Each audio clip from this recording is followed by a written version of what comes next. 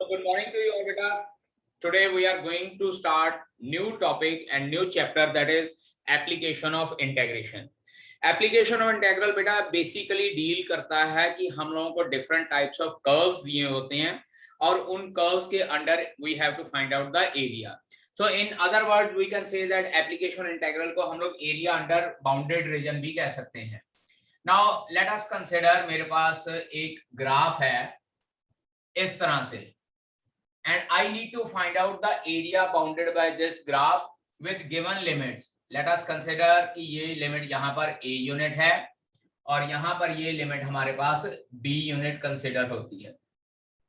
तो एक तरह से हम लोगों के पास ये लिमिट्स गिवन होती है a से लेकर b तक. जैसे डेफिनेट इंटीग्रल के स्टार्टिंग में मैंने पहले भी बताया था कि डेफिनेट इंटीग्रल बेसिकली हेल्प करता है हम लोगों को एक पर्टिकुलर वैल्यू फाइंड आउट करने के लिए. और वो पर्टिकुलर वैल्यू क्या होती है? गिवन कर्व के अंडर जो एरिया कंसिडर होता है उस एरिया को फाइंड आउट करने के लिए. तो हम लोग यहाँ पे ये कंसिडर कर लेते हैं कि हमारे पास a से लेकर b तक लिमिट्स गिवन है and we need to find out the area under this curve. इस तरह से इस कर्व के नीचे का area I need to find out. अब ये एरिया फाइंड आउट करने का तरीका पता क्या होता है कि हम लोग let us consider this is origin, X axis and Y axis. हम लोग क्या करते हैं कि पूरे के पूरे कर्व को छोटी छोटी रेक्टेंगुलर स्ट्रिप्स में कन्वर्ट कर लेते हैं. रेक्टेंगुलर स्ट्रिप्स, यहाँ पे एक मैं एक छोटी सी स्ट्रिप कंसीडर कर लेता हूँ. ये मेरे पास एक रेक्टेंगुलर स्ट्रिप है और ऊपर की तरफ मैं ये कंसीडर कर लेता हूँ कि ये मेरे पास एक स्ट्रेट लाइन है 90 डिग्री का एंगल. रेक्टेंगल कंसीडर कर लेते हैं और बहुत छोटी छोटी स्ट्रिप्स कंसीडर करते हैं हम लोग. यहाँ पे तो चलिए थोड़ा सा कर्व दिखाई दे रहा है, लेकिन हम लोग इससे भी छोटी स्ट्रिप्स को कंसीडर कर सकते हैं. तो हम लोग क्या करते हैं कि जब ये area under this curve find out करना है तो बेसिकली मुझे क्या करना है कि मैं इस रेक्टेंगुलर स्ट्रिप का एरिया फाइंड आउट करता हूं. क्योंकि छोटी सी रेक्टेंगुलर स्ट्रिप है, अगर मैं इसको ए, बी, सी और डी रेक्टेंगल कंसिडर कर लेता हूं, I need to find out the area of this rectangle A B C D. And let us consider origin से ए पॉइंट तक डिस्टेंस अगर x यूनिट है और जो ये AB डिस्टेंस है इसको मैं dx यूनिट कंसिडर कर लेता हूं.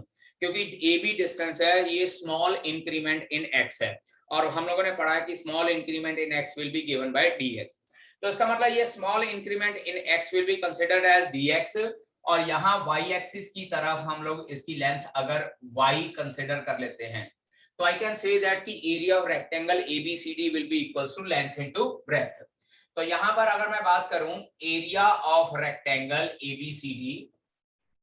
एबीसीडी रेक्टेंगल का एरिया बेटा होता है लेंथ इनटू ब्रेथ और यहां पर लेंथ मैं कंसीडर करता हूं y और ब्रेथ मेरे पास हो जाएगा dx. तो इसका मतलब area of rectangular strip ABCD क्या हो जाएगा मेरे पास y इनटू dx. अब क्योंकि ये बहुत छोटा सा एरिया, बहुत छोटी सी रेक्टेंगुलर स्ट्रिप है, तो इसका एरिया जब हम लोग फाइंड आउट करते हैं तो उसको मैं DA के साथ डिनोट करता हूं. DA इसलिए डिनोट करते हैं क्योंकि A अगर एरिया है तो DA is small increment in area. क्योंकि हम लोग small increment in x consider कर रहे हैं तो एरिया में भी स्मॉल इंक्रीमेंट कंसीडर करना पड़ेगा.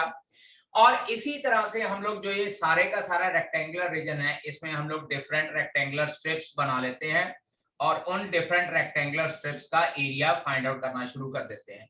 और जब ये डिफरेंट रेक्टेंगुलर स्ट्रिप्स का एरिया हम लोग फाइंड आउट करते हैं इस तरह से हमारे पास दूसरी रेक्टेंगुलर स्ट्रिप का एरिया आ जाएगा, सिमिलरली थर्ड रेक्टेंगुलर स्ट्रिप का area and then and so on. Different rectangular strips का एरिया हम लोग फाइंड आउट करते हैं और ये सारे डिफरेंट रेक्टेंगुलर स्ट्रिप्स का एरिया फाइंड आउट करने के लिए हम लोग क्या कहते हैं कि we are going to find out the integration of all these areas. और ये सारे इंटीग्रेशन अगर हम लोगों ने फाइंड आउट करने हैं we will represent it as integral dA and integral y dx. और क्योंकि हमारे पास एक पर्टिकुलर बाउंडेड रीजन है a से लेकर b तक, so we will say that the area under the curve this one will be given by integral a to b dA और यहाँ पर भी a to b y dx consider करते हैं. और dA का एरिया जब रिजल्टेंट एरिया कंबाइंड हो जाएगा इंटीग्रेट करने के बाद कैपिटल A आ जाता है and it will be represented by a to b y dx. यहाँ पर बेटा अगर a to b y dx है तो यहाँ पर a और जो b है these represents limits on x axis. x axis के ऊपर क्या लिमिट्स है उसको रिप्रेजेंट करती हैं और वो ये इसलिए रिप्रेजेंट करती हैं क्योंकि हमारे पास जो ये रेक्टेंगुलर स्ट्रिप है बेटा ये x एक्सिस के परपेंडिकुलर है और जिसकी ब्रेथ dx और लेंथ y एक्सिस कंसिडर होती है। सिमिलरली अगर मैं ग्राफ दूसरी साइड पे ड्रॉ करता हूं y एक्सिस के ऊपर, लेट अस सपोज अब की बार मैं इस तरह से ग्राफ ड्रॉ कर रहा हूं and I need to find out the area bounded by this graph towards y axis. अब यहाँ पे अगर मैं ए लाइन ए कंसिडर कर लेता हूँ और यहाँ पर लाइन बी कंसिडर कर लेता हूँ, तो this time I need to find out this shaded portion area. और इस शेडेड पोर्शन का एरिया फाइंड आउट करने के लिए हम लोग क्या करते हैं, रेक्टेंगुलर स्ट्रिप को y एक्सिस के ऊपर ड्रॉ करते हैं इस तरह से, और इसी तरह से ये जो रेक्टेंगुलर स्ट्रिप y एक्सिस के ऊपर आती है, अब की बार इसकी लेंथ x यूनिट हो जाती है और जो इसकी ब्रेथ है that is y unit consider होती है, क्योंकि इसको हम लोग little bit increment in y consider करते हैं। यहाँ पर हमारे पास y एक्सिस है तो इसकी जो ब्रेथ है little bit increment in y axis that is dy हो जाएगी, and in that case area will be given by limits from a to b dx, यहाँ पर dA लिख लेते हैं, area will be given by integral a to b x dy। अब यहाँ पर x dy इसलिए क्योंकि dy is the breadth of this rectangular strip and x will be the length of this rectangular strip। तो इस हिसाब से बेटा हम लोग जब ये एरिया फाइंड आउट करते हैं तो ये आ जाता है x into dy, and this time this a and b represents limits on y axis। तो एक बार याद रख लेना है कि जब भी हम लोगों के पास रेक्टेंगुलर स्ट्रिप हम लोग x एक्सिस के साथ कंसीडर करते हैं तो रेक्टेंगुलर स्ट्रिप में हमारे पास एरिया क्या आ जाता है, a to b y dx। लेकिन अगर हम लोग rectangular strip along y axis या perpendicular to y axis consider करते हैं तो area will be x into dy हो जाएगा। ठीक है जी। अब बात करते हैं कि ये y dx और x dy का मतलब क्या होता है। लेट अस कंसीडर मेरे पास जो ये कर्व है, ये मेरे पास है curve y square is equals to x, ठीक है, and this curve is x square is equals to y। तो y square is equals to x अगर ये कर्व है तो बेटा यहाँ पर मुझे y की वैल्यू चाहिए, तो मैं y की वैल्यू निकालूंगा इन टर्म्स ऑफ x, और ये वैल्यू मैं इस फंक्शन में पुट करके इंटीग्रल फाइंड आउट करूंगा a से b under root x dx। और इसी तरह से यहाँ से x की वैल्यू बेटा आती है under root y, so I will put it here as a to b under root of y dy। ठीक है जी। अगर हम लोग dy ले रहे हैं तो y की फॉर्म में हमारा कर्व की वैल्यू x की वैल्यू निकालेंगे y की फॉर्म में, और अगर हम लोग x की कंसीडर कर रहे हैं तो कर्व में से y की value in terms of x निकालेंगे और फिर उसके बाद सॉल्व करेंगे। ठीक है जी। So that was all about कि हम लोग जो एरिया अंडर कर्व एप्लीकेशन और इंटीग्रल के साथ किस तरह से फाइंड आउट कर सकते हैं। अब इसके बाद मैं थोड़ा सा डिस्कस करता हूं +1 क्लास के अकॉर्डिंगली, क्योंकि क्वेश्चन हम लोगों को जनरली आते होते हैं, draw the rough sketch of the given curve and hence find out the area bounded by this curve. ठीक है जी। तो rough sketch of the given curve मतलब क्या है कि हम लोगों को गिवन इक्वेशन से थोड़ा बहुत पता होना चाहिए कि इसका रफ स्केच कौन सा बन रहा है, किस कर्व का रफ स्केच कौन सा है। ठीक है। Now we are going to talk about different types of curves कौन से हो सकते हैं। जो कर्व हम लोग +1 क्लास में पढ़ के आए हैं उसकी थोड़ी बहुत आउटलाइनिंग में बताने जा रहा हूं। जो एप्लीकेशन ऑफ इंटीग्रल में हमारे पास डिफरेंट टाइप्स ऑफ कर्व्स आते हैं बेटा, वो हमारे पास होते हैं, एक होता है parabola, second one is ellipse होता है हमारे पास, एलिप्स, एंड थर्ड वन जो मेन हमारे पास आता है circle, and last is straight line. ये 4 तरह के कर्व हम लोगों को इनके क्वेश्चंस में गिवन होते हैं, और इन 4 कर्व्स के अकॉर्डिंगली हम लोगों को इनकी इक्वेशन और इनकी डायग्राम वगैरह के बारे में पता होना चाहिए। सबसे पहले बात करते हैं पैराबोला। बेटा पैराबोला हमारे पास 4 तरह का होता है। First one is right parabola, इस तरह से ड्रॉ किया जाता है, this is x axis and this is y axis. और जो ये राइट पैराबोला होता है इसकी इक्वेशन होती है y square is equals to 4ax form, इसको बोलते हैं राइट पैराबोला। उसके बाद सेकंड डायग्राम जो हमारे पास होती है that is left parabola, x dash x, this is y and y dash, और इसकी डायग्राम इस तरह से होती है left parabola, and it's equation is y square is equals to -4ax, इसको बोलते हैं लेफ्ट पैराबोला। और ये बेटा स्टैंडर्ड इक्वेशंस हैं इन पैराबोला की जो ओरिजिन में से पास हो रहे हैं हमारे पास। Third one is upward parabola, this is x dash x, y and y dash, upward parabola इस तरह से बेटा हमारे पास होता है and it's equation is x square is equals to 4ay। इसको बोलते हैं हम लोग अपवर्ड पैराबोला, क्योंकि गिवन इक्वेशन को देखकर ही हम लोग यहाँ पे रफ डायग्राम ड्रॉ कर सकें, इसीलिए ये सारा कुछ बता रहा हूं। And next one is downward parabola, this is x, this is y and this is y dash. और डाउनवर्ड पैराबोला बेटा हमारे पास इस तरह से होता है, इसकी इक्वेशन होती है x square is equals to -4ay form में।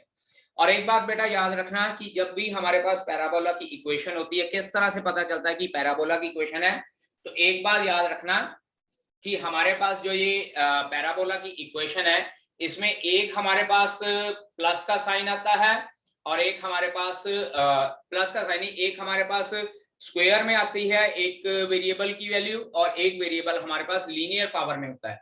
यहाँ पे देखिए y जो है स्क्वायर की फॉर्म में है और x लीनियर फॉर्म में है, इसी तरह दूसरे वाले में जो x है वो स्क्वायर की फॉर्म में है और y लीनियर फॉर्म में है।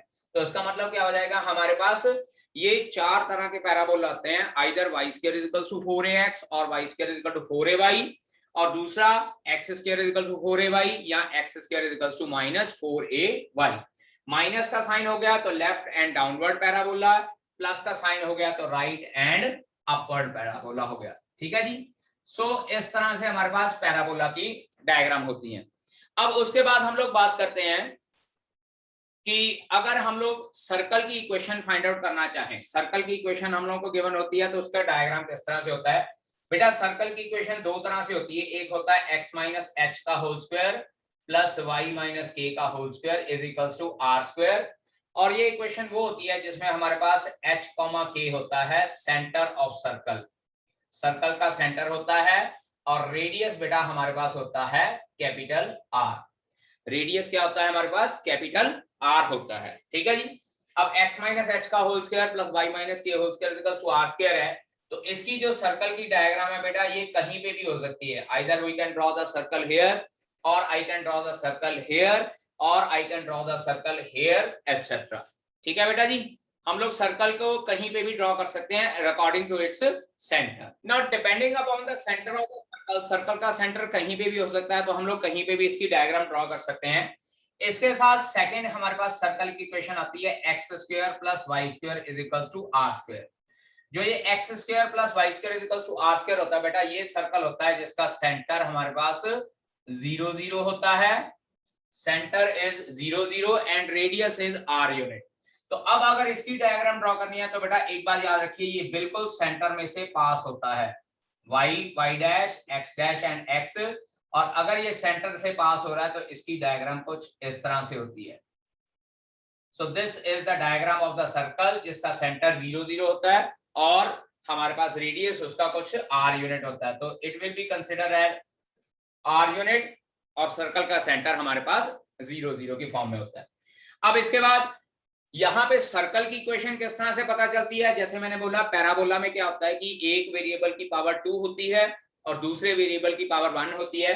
तो अगर सर्कल का कंसिडर करें तो सर्कल में x और y दोनों की पावर 2 होती है, दोनों की पावर 2 होती है और कुछ कांस्टेंट टर्म दी हुई होती है, then it will represents the circle. ठीक है। अब बात करते हैं हम लोग इलिप्स की। इलिप्स की इक्वेशन अप्रोक्सीमेटली सर्कल के जैसी ही होती है लेकिन थोड़ा सा डिफरेंस होता है। So let us discuss the equation and diagram of ellipse. Now we are going to discuss about ellipse. अब बेटा ellipse की इक्वेशन हमारे पास दो तरह से होती है, एक होता है x square over a square plus y square over b square is equals to 1, और एक होती है x square over a square या इसको b स्क्वायर लिख लेते हैं plus y square over a square is equals to 1, and in both cases a is greater than b। a जो है b से ग्रेटर होता है दोनों केसेस में। अब यहाँ पे देख लिए a x के नीचे वाली टर्म बड़ी है, y के नीचे वाली टर्म छोटी है, लेकिन इधर x के नीचे वाली टर्म छोटी है और y के नीचे वाली टर्म बड़ी है। तो अगर हमारे पास इस तरह का इलिप्स की इक्वेशन होती है तो बेटा इस इलिप्स की जो डायग्राम है वो इस तरह से ओवल शेप में होती है, this is x axis and this is y axis. So इसकी डायग्राम कुछ बेटा इस तरह से होगी ओवल शेप में, इस तरह से, जिसका मेजर एक्सिस x एक्सिस के ऊपर होगा और माइनर एक्सिस y एक्सिस के ऊपर, और ये हमारे पास 0 0 होता है, this distance is a unit, तो यहाँ पर ये पॉइंट हमारे पास a,0 आ जाता है और ये पॉइंट 0,b की फॉर्म में आ जाता है, क्योंकि अपर डिस्टेंस जो है हमारे पास b यूनिट होता है। और अगर दूसरी डायग्राम हम लोग ड्रॉ करें जिसमें x के नीचे वाली टर्म छोटी होती है और y के नीचे वाली टर्म बड़ी, तो उस केस में हमारे पास जो इलिप्स की इक्वेशन, इलिप्स का डायग्राम जो होती है वो कुछ इस तरह से होती है, जिसमें मेजर एक्सिस जो इलिप्स का है वो y एक्सिस के ऊपर होता है। अगेन दिस इज ओरिजिन, ये डिस्टेंस a यूनिट होता है, तो this point is a,0 and this distance is 0,b। अब बेटा अगर आप यहाँ पर देखें कि इलिप्स की इक्वेशन और सर्कल की इक्वेशन में मैंने बोला था कि थोड़ा बहुत सेम होती है। The reason behind this is कि सर्कल की इक्वेशन में भी x की पावर 2 होती है, y की पावर 2 होती है, इलिप्स की इक्वेशन में भी x की पावर 2 और y की पावर 2 होती है। तो फिर हम लोगों को किस तरह से पता चलता है कि whether the given equation is of circle or the given equation is of ellipse? तो एक चीज ध्यान रखिएगा, जब सर्कल की इक्वेशन होती है तो x स्क्वायर और y स्क्वायर का कोफिशिएंट सेम होता है। Coefficient of x square is equals to coefficient of y square in terms of circle, लेकिन इन टर्म्स ऑफ एलिप्स जो x स्क्वायर और y स्क्वायर का कोफिशिएंट है वो डिफरेंट होता है। यहां पर चेक कर लीजिए, x का कोफिशिएंट 1/a स्क्वायर और इधर y का कोफिशिएंट y स्क्वायर का कोफिशिएंट 1/b स्क्वायर होता है। ठीक है जी।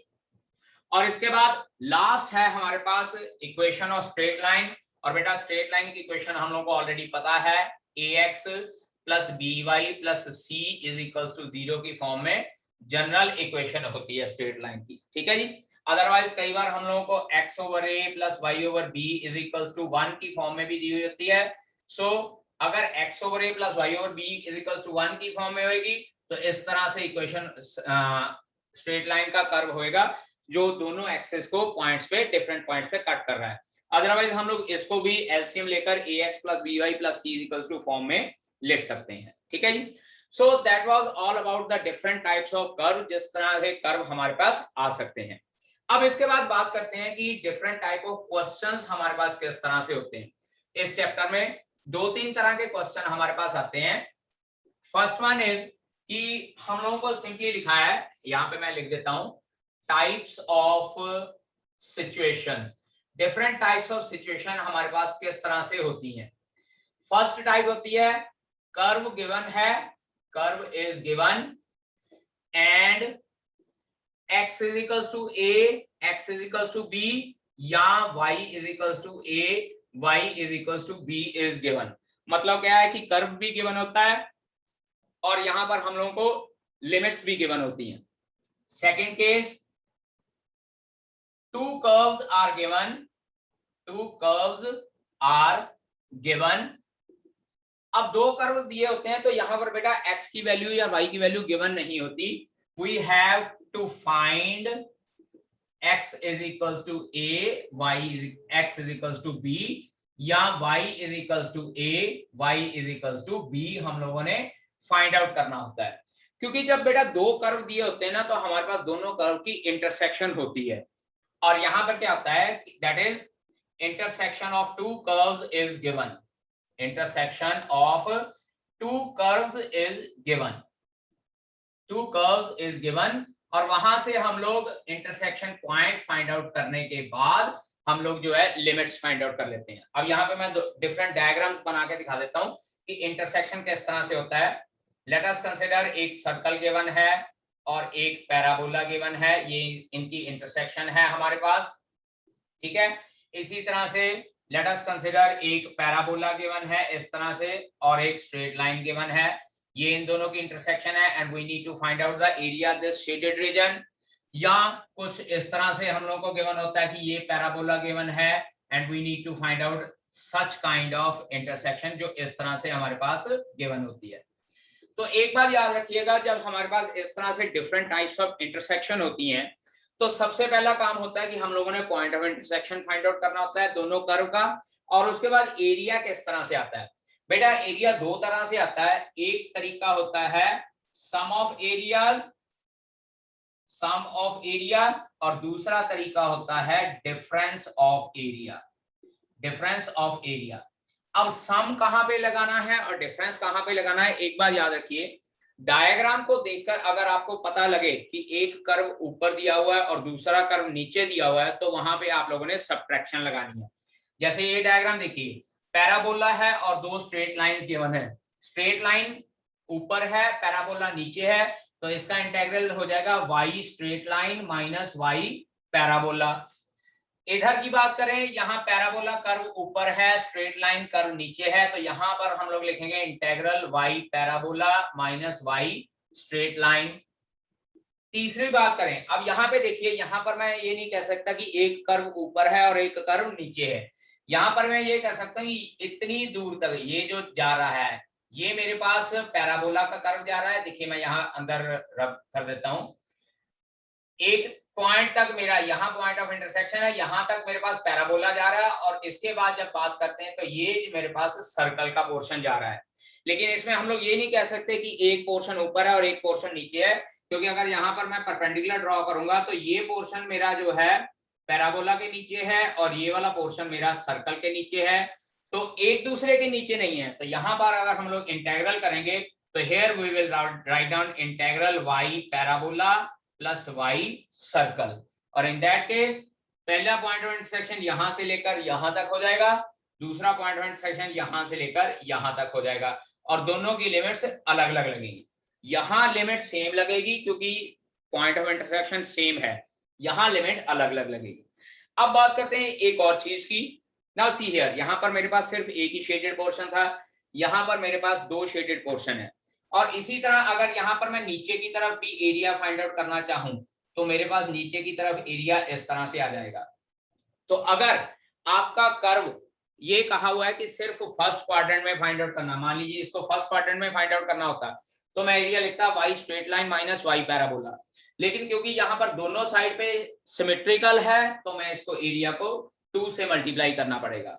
इसी तरह से अगर सिर्फ अपर पोर्शन का एरिया फाइंड आउट करना होता तो ये एडिशन हो जाती, लेकिन क्योंकि नीचे का एरिया भी फाइंड आउट करना है तो इसको भी मुझे 2 से मल्टीप्लाई करना पड़ेगा दोनों साइड पे, सो दैट मेरे पास रिक्वायर्ड एरिया डबल एरिया आ जाए। इसी तरह से अगर कोई कर्व जैसे सर्कल की बात करें, सर्कल हमारे पास symmetrical about all the axis होता है, तो मैं क्या करता हूं, इतने पोर्शन का एरिया निकाल लूंगा और इसको मैं 4 से मल्टीप्लाई कर देता हूं ताकि मेरे पास पूरे के पूरे सर्कल का एरिया आ जाए। ठीक है बेटा? So that was all about the introductional part of this area under the curve. So let us start a few questions based on this area under curve. Okay ji? Okay students, I am going to start first question. Find the area of the region bounded by the curve y square is equals to x and the line x is equals to 1, x is equals to 4 and the x-axis in the first quadrant. अब बेटा अगर इसकी rough diagram बनाएं, एक बात याद रखिएगा कि जब भी हम लोगों को कोई कर्व गिवन होगा, it is always better to draw rough diagram ताकि हम लोगों को पता चल जाए कि हम लोगों ने एरिया कौन सा फाइंड आउट करना है। y square is equals to x बेटा, y square is equals to 4ax form का कर्व होता है, so I will consider y square is equals to x, ये वाला कर्व है, और मुझे ये कहा गया है x is equals to 1 and x is equals to 4, इसके बीच का एरिया हम लोगों ने फाइंड आउट करना है। So let us suppose x is equals to 1, ये स्ट्रेट लाइन हो जाएगी मेरे पास, और x is equals to 4 मेरे पास ये स्ट्रेट लाइन हो जाती है। I need to find out the area bounded by these two lines, लेकिन साथ के साथ बेटा ये कहा गया है with the x-axis and in the first quadrant, means to say I need to find out only this portion of the area, सिर्फ ये बाउंडेड पोर्शन का area I need to find out in the first quadrant। तो अब यहाँ पे देखिए required area according to given conditions। अब यहाँ पे बेटा देखिए कि रेक्टेंगुलर शेप x एक्सिस पे बन रही है, so I will write down integral capital A is equals to integral 1 से लेकर 4 तक, x एक्सिस की लिमिट ले लेनी है और यहाँ पे मैं लिखूंगा y dx। So area is equals to 1 से लेकर 4 तक, y की वैल्यू क्या आ जाएगी, y स्क्वायर अगर x है तो y की वैल्यू क्या हो जाएगी बेटा जी, अंडर रूट x dx, और उसके बाद हम लोग इंटीग्रेशन के फॉर्मूला लगाते हैं। So capital A is equals to x raise power 3/2 over 3/2 and limits are from 1 to 4, ये बाहर आ जाएगा 2/3 और अंदर रह जाएगा 4 की पावर 3/2 माइनस 1 की पावर 3/2। अब बेटा 4 की पावर 3/2 तो हम लोग सॉल्व कर लेंगे, लेकिन 1 की पावर जो 3/2 है इट विल रिमेन एज 1। अब सॉल्व करके देखते हैं। This is equals to 2/3। 4 की पावर 3/2 मतलब 4 इंटू अंडर रूट 4 माइनस 1। याद रखिए 3/2 पावर का मतलब होता है single power and half power. अब ये हमारे पास हो जाएगा 2/3 इंटू 4 2 8 माइनस 1 दैट इज 14/3। और जब भी बेटा एरिया फाइंड आउट कर लिया है इसके बाद we need to write down 14 square units because area is always in terms of square unit. Centimetre square metre square वगैरह होता है, लेकिन क्योंकि हम लोग यहाँ पे कोऑर्डिनेट्स वगैरह लेकर सॉल्व कर रहे हैं so we will write down only 14/3 square units. ठीक है। Okay students, now let us talk about second question. Second question भी मेरे पास एक तरह से पैराबोला ही गिवन है। y square is equals to 9x मतलब y square is equals to 4ax। और इसी तरह से हम लोगों को कहा हुआ है x is equals to 2 और x is equals to 4 के बीच का एरिया फाइंड आउट करना है। अगेन साथ में ये भी लिखा हुआ है इन द फर्स्ट क्वाड्रेंट, तो इसका मतलब यही शेडेड पोर्शन हो जाएगा। सो रिक्वायर्ड एरिया हम लोग यहाँ पे लिखेंगे required area according to given conditions। according to given condition क्या हो जाएगा बेटा? Capital A is equals to conditions है 2 से लेकर 4 तक, फ्रॉम 2 to 4, 2 से लेकर 4 y dx। अब यहाँ पे y स्क्वायर की वैल्यू 9x है तो कैपिटल A बेटा जी हो जाएगा 2 से लेकर 4 3 अंडर रूट x dx। 3 को मैं बाहर लिख लेता हूं, सो capital A is equals to 3 into 2 से लेकर 4 अंडर रूट एक्स dx। और बेटा अंडर रूट एक्स का मतलब होता है 1/2 पावर, तो 1/2 पावर है तो उसका इंटीग्रेशन क्या हो जाएगा?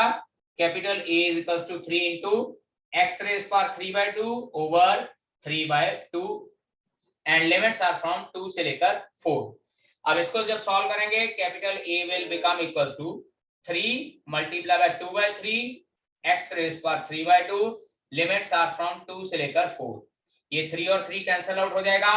Capital A is equals to 2 into, अब जहां यहां बात करते हैं x रेज पर 3/2 यानी कि 4 रेज पर 3/2 माइनस 2 रेज पर 3/2। So capital A is equals to 2 into 4 under root 4 minus 2 under root 2। 4 under root 4 बेटा हमारे पास फिर से 4 इंटू 2 हो जाएगा। Capital A is equals to 2 into ये हो जाएगा बेटा हमारे पास 8 माइनस 2 अंडर रूट 2। और जब 8 इंटू 2 अंडर रूट 2 हम लोग सॉल्व करते हैं बेटा, या तो 2 को अंदर मल्टीप्लाई कर दिए या दोनों में से 2 बाहर निकाल दीजिए।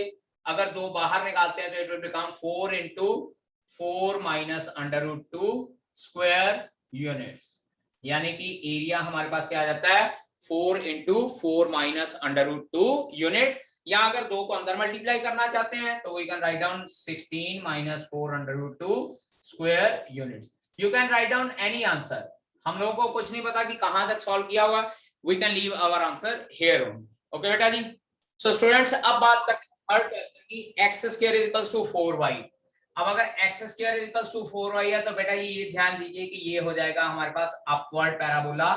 x square is equals to 4y, x axis obviously this is y axis and this time y is equals to 2 and y is equals to 4। ये लीजिए y is equals to 2 and this is y is equals to 4। और साथ में यहाँ पे ये भी कहा हुआ है इन द फर्स्ट क्वाड्रेंट, तो अगर फर्स्ट क्वाड्रेंट है तो ये वाला एरिया फाइंड आउट करना है। अब यहाँ पे बेटा देखिए रेक्टेंगुलर स्ट्रिप y एक्सिस के अकॉर्डिंगली जा रही है, so required area will be equals to integral 2 से लेकर 4 x dy। याद कीजिए जब y एक्सिस के रेक्टेंगुलर स्ट्रिप है तो x dy लिखते हैं, और इसके बाद 2 से लेकर 4 x की वैल्यू आ जाएगी 2 अंडर रूट y dy, और इसको सॉल्व करेंगे तो 2 इंटू 2/3 y रेज पर 3/2 2 से लेकर 4, यह आ जाता है 4/3 4 under root 4 minus 2 under root 2, ये हो जाएगा हमारे पास 8। तो it will be 4/3 into 8 minus 2 under root 2, or we can say that 32/3 minus 8 under root 2 over 3 square units is your answer। तो इस तरह से बेटा हम लोग फाइंड आउट कर सकते हैं अगर हमारे पास x एक्सिस और y एक्सिस के सिमेट्रिकल रेक्टेंगुलर स्ट्रिप्स आ जाती हैं। ठीक है बेटा। So that's all from my side. Remaining question we'll discuss in the next lecture. Okay, beta.